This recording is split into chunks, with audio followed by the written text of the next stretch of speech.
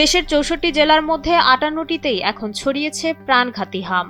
একসময়ের নিয়ন্ত্রিত এই রোগ এখন দেশব্যাপী প্রাদুর্ভাবে রূপ নিয়েছে।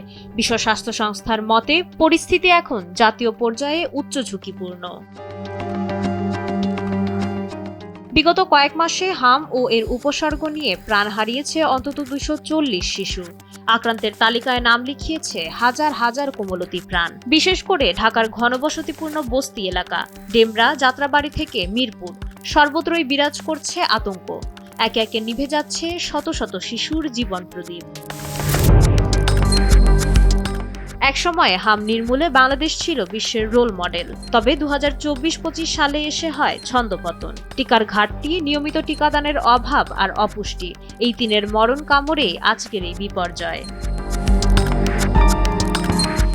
বিশেষজ্ঞরা বলছেন, মায়েদের শরীরে পর্যাপ্ত রোগ প্রতিরোধ ক্ষমতা না থাকায় নবজাতকরা জন্মগত সুরক্ষা পাচ্ছে না। তার উপর ভিটামিন এর অভাব আর ভাইরাসের তীব্রতা পরিস্থিতিকে করে তুলেছে আরও জটিল। দীর্ঘ ৬ বছর দেশে বড় কোনো হামরুধি ক্যাম্পেইন না থাকাকেও এই সংকটের বড় কারণ হিসেবে দেখছে বর্তমান স্বাস্থ্য প্রশাসন।